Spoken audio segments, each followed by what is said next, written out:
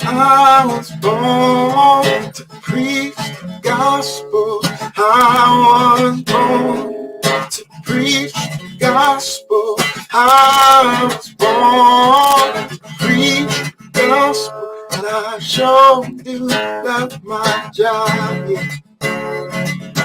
I was born to preach the gospel. I was born to preach the gospel. I'm born to preach the gospel. And I sure do love my job. Yeah. Yes, I really love my job. I'm a disciple that makes disciples that makes disciples. Oh, I'm a disciple that makes disciples that makes disciples. I'm a disciple that makes disciples that makes disciples. Yes, I'm a disciple that makes disciples that makes disciples. I'm a disciple that makes disciples that makes disciples. I'm a disciple that makes disciples that makes disciples. Get firmly rooted. So let's get firmly rooted. Let's get firmly rooted. So let's get firmly rooted. Oh, I'm a disciple that makes disciples that makes disciples. I'm a disciple that makes disciples that makes disciples. I'm a disciple that makes disciples that makes disciples. Let's get firmly rooted. Firmly rooted. Let's get firmly rooted.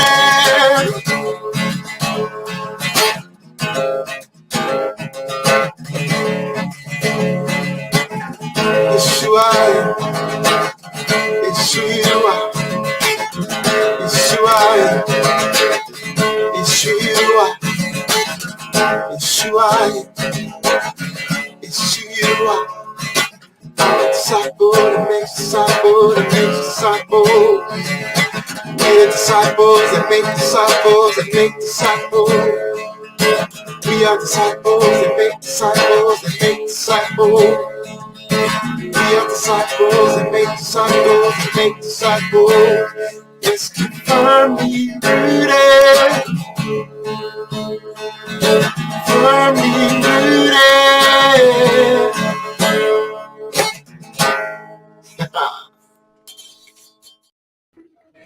Good morning, Firmly Rooted family. Pastor Tom, Firmly Rooted Ministries. Time to strengthen our roots.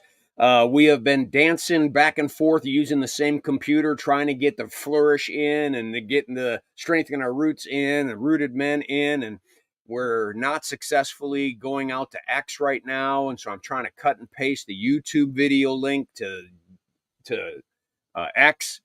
Yeah. We're chasing our tails from a technology perspective, but we're getting there. We're getting there. We got in. So we're just not live in all the right places, and I wish we were.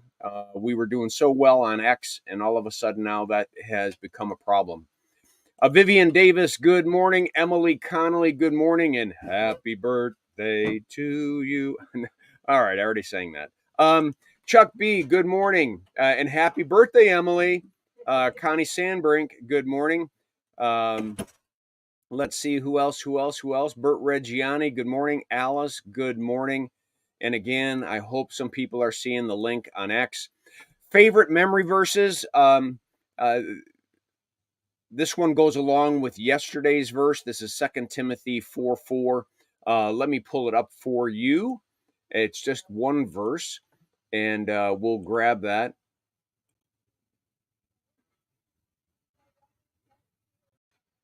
Yesterday was they refuse to love the truth and so be saved. They refuse to love the truth and so be saved. How important is truth, huh? In 2 Timothy 4:4, Paul says to Timothy, and they will turn their ears away from the truth and turn aside to myths.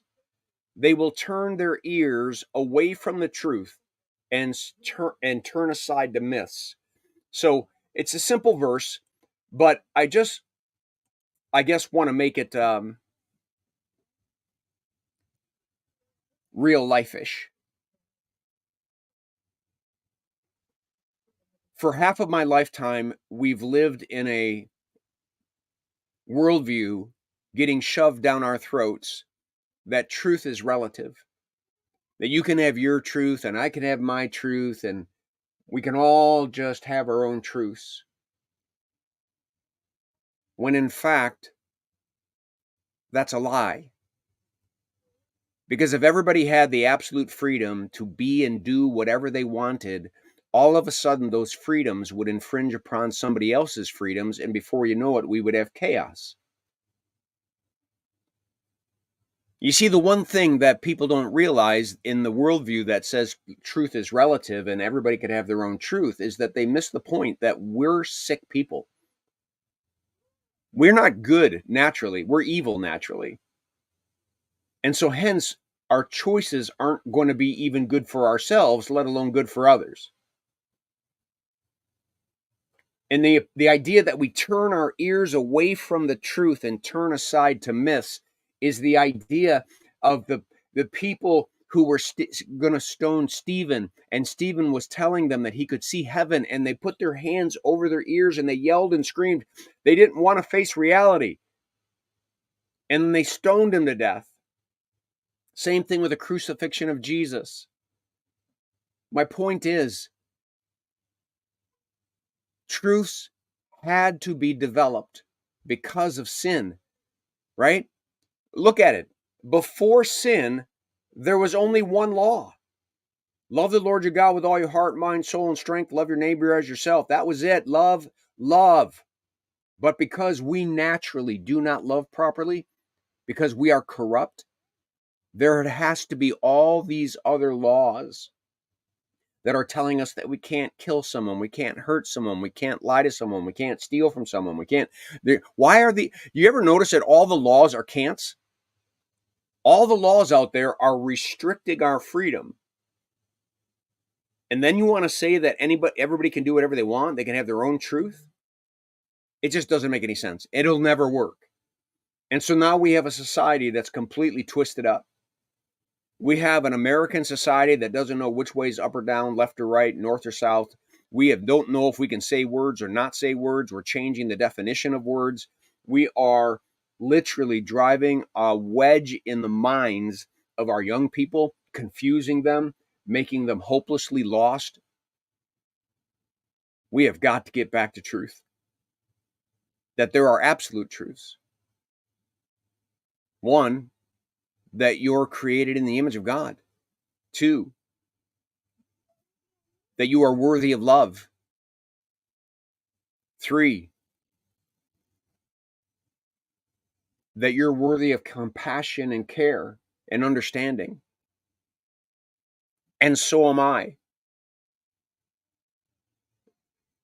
There was a day when we respected fellow human beings. Today, we have a right to disrespect if we disagree on a subject. Just name it. Just look at the last 10 years. Pick a subject, political subject, a health-based subject, an educational-based subject, a sexuality subject. All we've done is divide and subdivide and subdivide and subdivided until we've driven ourselves crazy. We have got to get back to some things, or else we're going to lose our grip. We're going to raise a generation that just doesn't even know what to do or what to say. And that's when a dictator will come in and tell you exactly what you're going to say, exactly what you're going to do. It's happened in history. We have got to learn. But from a Christian perspective, we've got to speak the truth in love so that someone doesn't put their hands over their ears. We need to speak the truth in love so that it attracts people and not repels them. We've got to introduce them to a God who created them uniquely special, made them in the image of his very nature, and that he wants them to hear a message of redemption, salvation, that God has solved the problem of man's destiny, and he's righted the ship. He's brought back the garden again in a new kingdom that we all belong to. So just leave it at that and realize that Satan will try to deaf people's ears, and sometimes we'll deafen those ears because of our approach. Just remember, our approach is always love. Whatever you do today, if someone were to say, why did you do that? Why did you say that? Why are you acting that way? Because Christ loves me. If that's not the answer, then you've made the wrong decision and you're performing the wrong actions. People should see Jesus in us because we are so wrapped around Jesus and he is dwelling in us by the power of his Spirit. All right, I'm going to leave it at that. I hope that this devotion was a blessing to you. We're going to be back at 9 o'clock for prayer. Blessings on your day. Make it a firmly rooted day, and may someone see Jesus in us today. Peace.